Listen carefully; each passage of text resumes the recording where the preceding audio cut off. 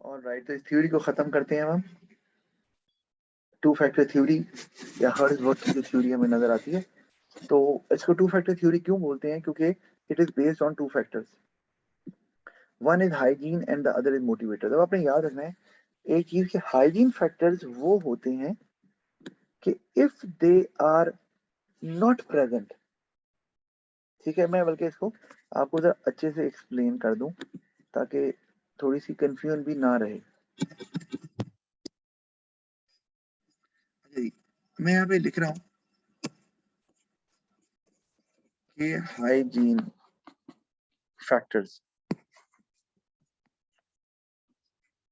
ठीक है जी, अगर ये प्रेजेंट नहीं है, इफ दे आर एब्सेंट, ये they are not being provided, they are not there in the at the work place, ठीक है, अगर ऐसे है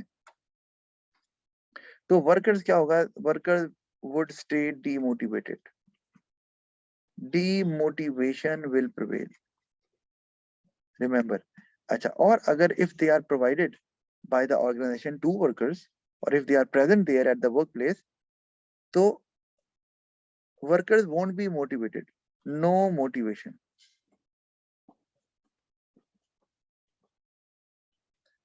अब इस बात को समझना है, no motivation does not mean demotivation. जो आपने याद, डीमोटिवेशन का मतलब है कि the performance of the workers would drop, ये है डीमोटिवेशन।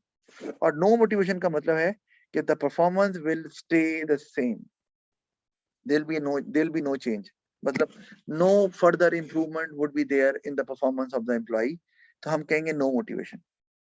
तो हाइजीन फैक्टर्स क्या करते हैं? सबसे बड़ा काम कि मोटिवेशन तो लेके नहीं आते, लेकिन वो डीमोटिवेशन को रिमूव कर देते हैं, जो कि बहुत जरूरी है। और डीमोटिवेशन का मतलब यही है कि वर्कर्स में जो नेगेटिव फीलिंग्स आई हुई हैं, जिसकी वजह से they are not able to focus on their job और they are not able to give their 100%, वो चली जाएंगी। नेगेटिव फीलिंग्स नहीं लेंगे, पहले नेगेटिव फीलिंग के तो खत्म करना है। अच्छा, इसी तरह एक ये फैक्टर, अभी इस पे बात हम करते हैं कि ये क्या है। ये जो हाइजीन फैक्टर्स होते हैं, आपने याद रखना है, ये वो फैक्टर्स होते हैं that surrounds the job, that surrounds the job, जो जॉब करते हुए आपको नजर आता है। जैसे कि मैं एग्जांपल देता हूं कि वर्क वर्क एनवायरनमेंट हो गया, जहाँ आप काम करते हैं, बिल्डिंग यार बहुत अच्छी है, बड़ी कमाल की बनी हुई है, सफाई बहुत अच्छी है यार, यहाँ फैसिलिटी बड़ी है, एयर कंडीशन लगे होती है, टेंशन नहीं होती काम करते हुए, ठीक है। फिर उसमें आप मैनेजमेंट, आपके यार बॉस बड़े अच्छे हैं, they always talk to you by giving you the respect you want, और ग्रेट रिस्पेक्ट आपको देते हैं मैनेजमेंट, वो आ जाती है, या एडमिनिस्ट्रेशन वो आ सकती है, वो इसके अंदर ही आ रहा है, इवन सैलरी इसी में आ रहा है। ये सराउंड द जॉब है, आपने याद रखना है, ये जो हमने काम बता रहा हूँ, ये दैट सराउंड द जॉब, आपने याद रखना है। अच्छा, और ये इसको हम एक और वर्ड भी इस्तेमाल करते हैं, एक्सट्रिंसिक फैक्टर्स,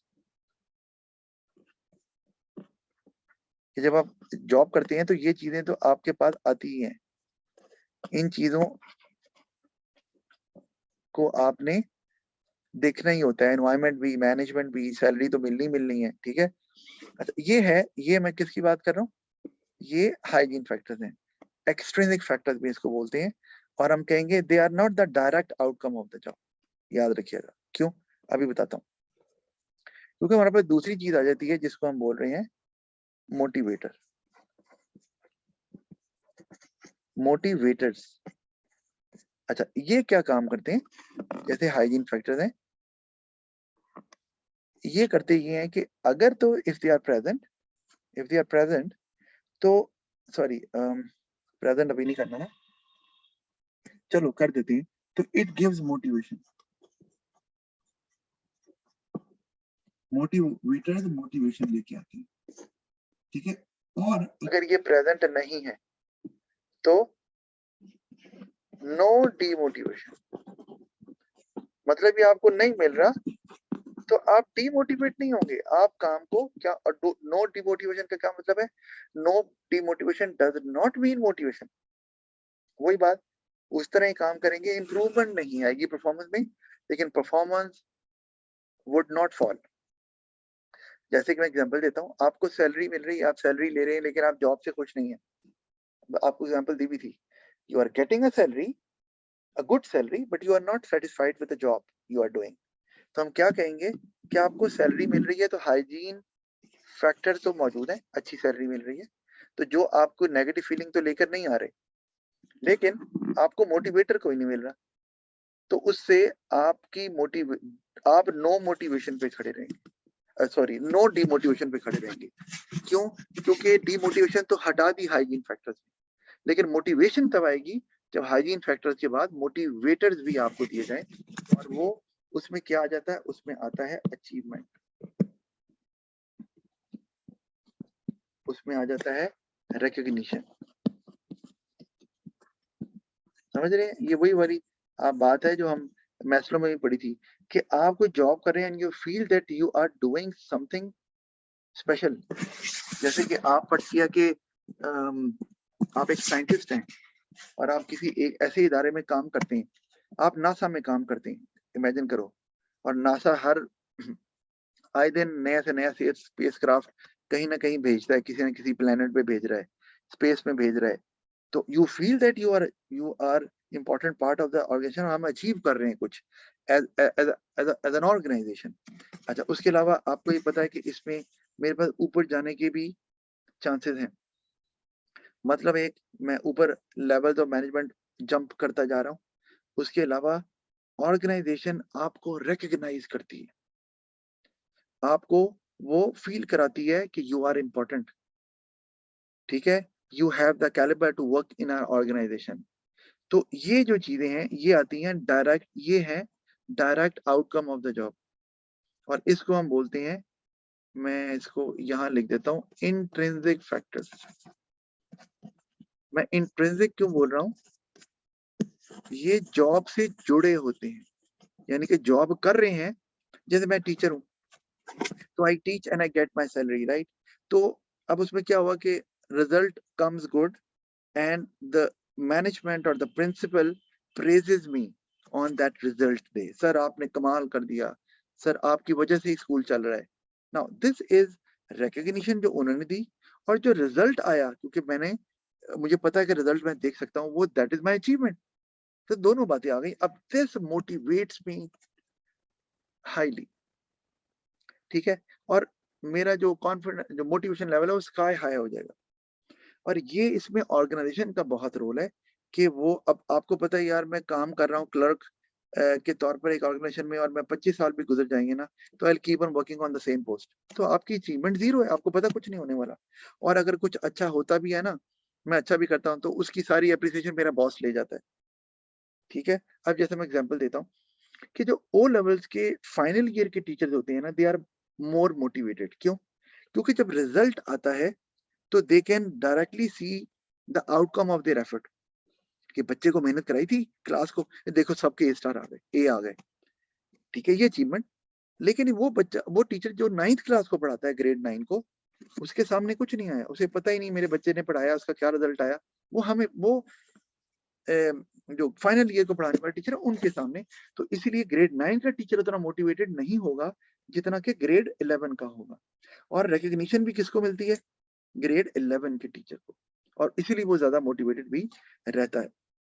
ये है मोटिवेटेड और इंट्रिंसिक फैक्टर्स भी कहते हैं इनको, और they are the direct outcome of the job. और ये इनको बोलते हैं एक्सट्रिंसिक फैक्टर्स, मैंने आपको जैसे यहाँ पर लिखा भी हुआ है, ये, ठीक है, फैक्टर्स। और ये they are not the direct outcome. आपका सर सैलरी तो आउटकम है, नहीं, आउटकम नहीं है, आउटकम आपकी परफॉर्मेंस है, उसके बाद एज अ रिवॉर्ड आपको सैलरी दी जाती है, तो वो नहीं इसमें आती। जी, any question? No sir. All right, अच्छे से आपको समझ आ गया तो ठीक है। और ये हाइजीन और मोटिवेटर्स में यही बात मैंने बताई हुई है, और उसी को एक्सप्लेन भी किया हुआ है। अच्छा, अब इसमें एक चीज जो बताने वाली रह गई है, let's say an organisation does not provide hygiene factors and they focus on motivators. So do you think that the employee would stay motivated or would be motivated?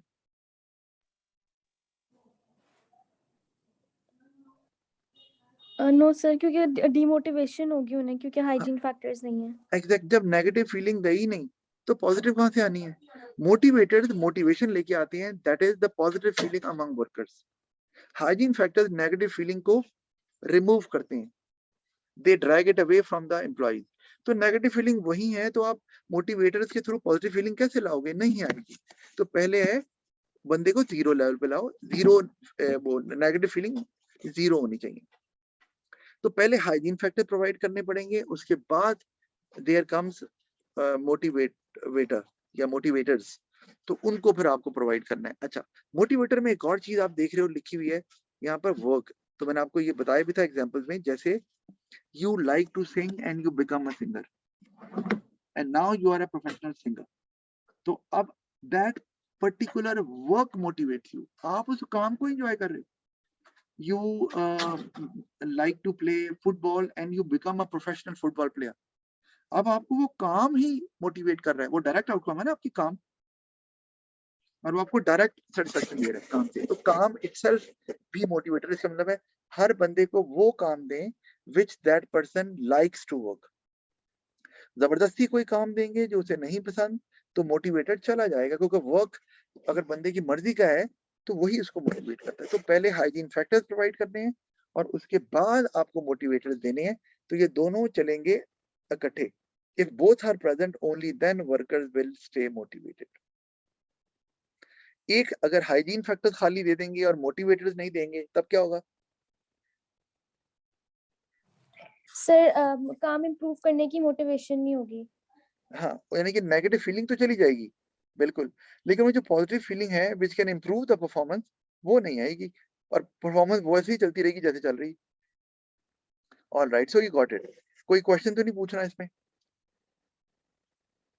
No sir. Alright. और आपने अच्छा, ये तो हमने बात कर ली है इसमें। तो इसमें दो बताएं, तो याद रखना है ये जो रिकॉग्निशन, वर्क और रिस्पॉन्सिबिलिटी है ना, ये पैसों से आती है? पैसों से मिल नो सकती है? सर। नहीं मिलेगी। अच्छा, तो ये इसी को हम जॉब सेटिस्फेक्शन बोलते हैं। आप काम कर रहे हैं यार, काम का बड़ा मजा आता है यार, जब भी काम, हमारा काम ही इस नेचर का है कि जब भी काम करते हैं ना तो अप्रिसिएशन मिलती ही मिलती है। क्योंकि देखो, टीचर की बात करो, टीचर है तो रिजल्ट देगा, तारीफ होनी है भाई, फ्यूचर बन रहा है ना बच्चों का। इस तरह एक डॉक्टर है, वो पेशेंट का इलाज करता है, क्योर कर देता है उसे, ऑपरेट कर देता है, डिजीज नहीं रहता वहां, तो उसको भी अप्रिसिएशन होनी ही होनी है। तो ये इटसेल्फ मोटिवेटर्स हैं जो मौजूद हैं, जो काम इटसेल्फ यहाँ पर मोटिवेटर नजर आ रहा है हमें। तो ये जॉब सेटिस्फेक्शन है जो आपको काम करके ही आपको सेटिस्फेक्शन मिलती जा रही है। तो मोटिवेटर्स में नॉर्मली जॉब, वो फैक्टर्स आते हैं जो जॉब सेटिस्फेक्शन की तरफ लेके जाते हैं। अच्छा, अगली क्लास में हम पढ़ेंगे कि अब इन थ्योरी से हम कौन से मोटिवेटिंग फैक्टर्स प्रोमिनेंटली निकाल सकते हैं। एक है फाइनेंशियल रिवार्ड, जो कि टेलर ने कहा, नॉन फाइनेंशियल रिवार्ड जिसमें मैस्लो और ये हर्ट्जबर्ग शामिल है, और जॉब सेटिस्फेक्शन, ये ये भी आपकी जो हर्ट्जबर्ग है, ये इसके बारे में बात करता है। तो ये 3 फैक्टर्स प्रोमिनेंटली निकले हैं, जिसपे हम नेक्स्ट क्लास में डिस्कस करेंगे इसको, और इंशाल्लाह इसको वाइंड अप करेंगे इस चैप्टर को भी।